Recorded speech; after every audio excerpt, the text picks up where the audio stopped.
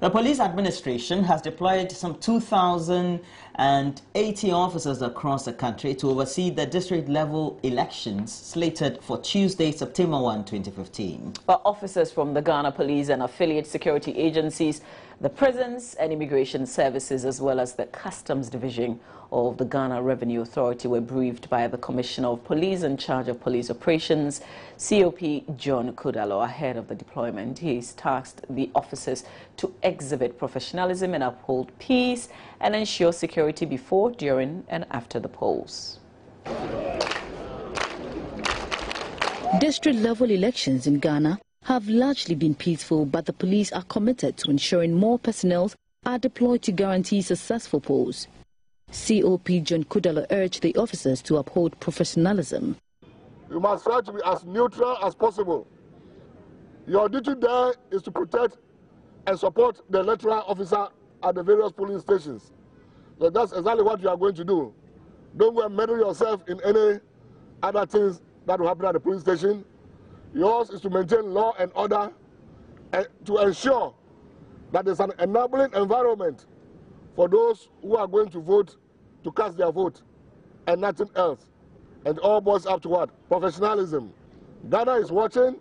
Your various security services are watching. Your organizations are watching. And when it happens, it will not only go to you, but the reputation of your various organizations will be put into disrepute. And for that matter, the whole security services of this country. The 2,085 officers have the mandate to support operations of the various regional commands. Officers from the Customer Size and Preventive Service have been deployed to the Eastern region. Immigration officers have been deployed to the Volta region. 449 officers of the Prisons Service have been deployed to the Ashanti region and 200 of them deployed to the Central region. Officers from the Police CID, Service Workshop, the Central Band and Training Schools have also been sent to the Northern and Bono Ahafo regions. There were no deployment to the Western, Upper East and West regions because there are enough officers to manage security for the district-level elections. The Fire Service, on the other hand, will be supporting officers in the Greater Accra region. And already the National Commission on Civic Education, the NCC, is urging the public to ignore aspiring assembly members who try to buy their votes. The Commission says the district-level elections is strictly non-partisan and must be treated as such. Deputy Director in charge of administration at the NCCE, Josephine Nkrumah, expressed concern about secret political party interference in the campaign leading up to the district-level elections. She's urged the electorate to see the decentralization process as an opportunity to contribute to the development of their communities and asked that they hold their assembly members accountable. Well, the subject of political interference in the district-level elections will always be there, and so we'll try as much as possible from today and tomorrow do a lot more discussions on it on this very channel. The Chief Executive Officer of LED Consult, Grant Bumio, is calling for a total overhaul of the grade requirement for entry into Ghana's teaching or teacher training colleges. At the first ever Global Education Summit here in Accra, Mr. Bomo said admitting candidates with weak grades into the colleges of education will continue to negatively affect the quality of delivery after training. He's therefore calling for a replication of the grading system required for reading, engineering and medicine at the teacher training level. I was surprised to know that the College of Education was saying that children with D7 in core subjects should apply for teaching. And I said, well, you know what? If D7 is not good for the engineering course, if it's not good for those doing medicine, why is it good for education? For God's sake, it's about people's lives. It's about the children. We are not teaching children to have a livelihood. We are teaching them to have a life. And we just need to have the right people, the right mix of teachers in there. What developed countries that are very good education system do, they have three things. They appoint the best, they train them and retain them, and also step in when there is an issue in their standards. So you are saying that the grading system we used to get teachers into the College of Education is not proper. Yeah. Why are we not attracting people with 4A, 7A stars or whatever? Why are we not attracting the first degree holders? Why are we not attracting the people who've got great insight in the subject they teach? Right, you go into it, and sometimes you say non-specialist person teaching maths in the classroom. Now, you're teaching maths, you're teaching physics. It's not a specialist person, and obviously that probably may not be their strength. But these students are the ones going to be the future leaders. So we're using those who, quote-unquote, are like failures in their education to come and teach people who are going to lead our country. Then there's a whole vicious circle. Meanwhile, renowned educationist Anes Hafa has reiterated the need for decentralization of the country's educational curriculum to reflect the core economic backbone of each region by training human resources to meet such needs. He insists the current system of education starves the country's youth of their productive capacity. It's really time to begin to decentralize the curriculum in this country. The reason being that we have over 200 districts in this country. The physical features of the land are different. The natural resources are different from place to place. But the important thing is this: education should help us to add value to what it is that God has given us. And the first question is this: when I was a kid, the question they will ask is, which is the largest man-made lake in the world? We all raise our hands and we say the Volta Lake. Now the question is, what do we do with the Volta Lake? Do we have fish farms on the Volta Lake? That is the question. It's not that it's there, it's sitting there. Now I realize that Chinese have started fish farms around the Pong area. We've had this since our independence, you know. So the important thing is that if you go to the north, for example, we have cotton that is growing everywhere. We need to begin to see how we can harness it and turn the cotton into textile. We have quality people. You know, we have quality people, and quality people, if we say quality people, it means that human beings can learn anything. But we need to have a plan. How are we teaching our young people? What is the purpose for the teacher? What are they going to do with their education? You don't wait till a person has been sitting for 16 years, and then you tell them to go and solve a problem. You solve problem. Solving problems should be part of the scheme of things, you know. And I give the example where I was in Legon some time ago. I went to the bathroom, and there was no water to flush the toilet, so I left because the stench was too bad. You come out in the hallway, there's a chamber, there's a pipe there, the pipe is broken. And there are 32,000 students in Legon. When you add the professors and lecturers and administrators, you are probably looking at a population of about 50,000. Right across the hallway, there's a sign that says Department of Applied Sciences. And I'm asking you, if you can apply water to flush your toilet, what applied sciences are you doing there? City authorities may have to brace themselves to deal with another slum if urgent steps are not taken to halt the springing up of one such settlement along the Accra-Tema motorway. Latif Idris visited the slum and reports more structures are coming up as new settlers troop to the area. Mensagini is gone, Sodom and Gomorrah is gone, and Al Jazeera is also gone. Now, all these were slums in the national capital. But today, there is an emerging slum on the Accra-Tema motorway. The number of unauthorized structures in this area is increasing by the day as more people find refuge here.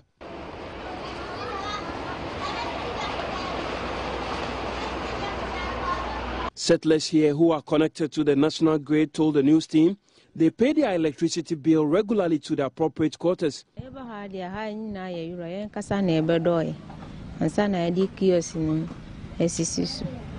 But for our intervention, this place would have been a mess.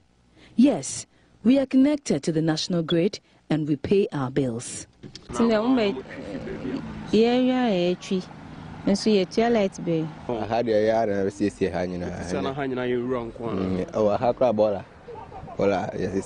This place used to be a refuse dump and a place for open defecation for people who live around. But as you can see, we came in and we cleared the whole place. And it is good for us.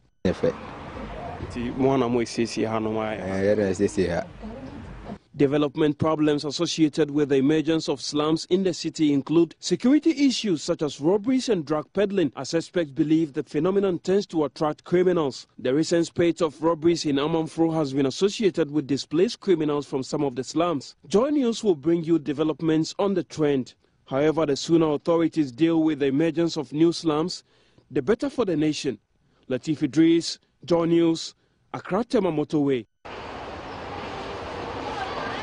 I can tell you, Latif Idris will do a bigger comprehensive outlook about the current emerging slums, not only along the Accra Tema motorway, but just around Tetakwashi. You have people who tend to sell there in the evening, they tend to live there somehow, and so we'll tend to look at it more concretely. But in the meantime, though, we still have to look at the subject of housing. Yeah, definitely related. As the country's housing deficit fast approaches the 2 million mark, country manager of Know Your Client, which is a private property development company, has charged government to improve the financial environment to help private developers play an active role in bridging that gap and help fix the menace associated with the emergence of slums.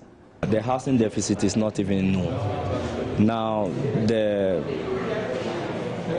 number we have in the market, to me, is speculative. At one point, about 1 point, official from where? Because at one point somebody tells us in 1.5. The official source tells us it's 1.6 million. And that has been lingering for the past 10 years. It's always been 1.6 million. But what we know is that realistically, it's approaching the 2 million mark. And that simply means that we need to build over 200,000 houses every year for the next 10 years to tackle the deficit. When you do that into the daily computation, it means we need to build a minimum of 550 houses a day, a capacity that the government of the day doesn't have. And all the real estate companies in the nation put together don't have that capacity in terms of funding and then equipment. They can't do 550 houses a day. So it's a challenge that has come to stay. And so you mean there's no way we can fix this challenge? That's a way that we can fix it, but of course that requires long-term thinking with practice steps in the now. Because housing is business, it's not a charitable work. People are ready to put in their money. They just need security. They need assurance. When that is done, and of course, we also want the financial regime to be improved. Do you have any grant scheme? Yeah. We have a scheme that, like you said, we can call it grant, but it may not be grant enough to tackle the deficit that we have. We look at banking, and winner of the Bank of the Year 2014 award, EcoBank Ghana, has attributed its success to what it calls superior customer service delivery and product innovation. EcoBank beat 27 other banks to pick the prestigious award plus 7 others in different categories. This is the 14th edition of the Ghana Banking Awards under the theme Identifying and Rewarding Excellence in the Banking Services Proposition. 28 local and foreign banks competed for a range of awards, including the prestigious Bank of the Year award. Preceding the ultimate award after many others were the newly introduced categories, namely Most Active Isswich Bank of the Year and Bank with the Most Cashless Transactions award, picked by UT Bank and Zenith Bank respectively. Then came the moment. Ghana Banking Awards. Corporate Initiative Ghana awards this certificate to EcoBank Ghana. Head of Domestic Banking, George Mensah Asante, was evidently delighted. For him, customer service and product innovation did the trick for the bank. For EcoBank, we said that we have a team. So everybody comes to the table, and together we are able to strategize, and with the help of God, we always meet and exceed our target. And I think that that's been the reason why year on year we have been growing our financial performance. Organizers, Corporate Initiative Ghana, said it was quite pleased with Ernst & Young's work and its rating of the banks, thereby selecting a credible winner. The high point was the Bank of the Year. Fortunately, it goes to confirm some of the earlier statistics that we had, in that PwC also rated them as more or less the Bank of the Year, and we have confirmed that. Earlier, they also brought out their financials, which confirmed that, in fact, they are the most active bank and the most profitable banks.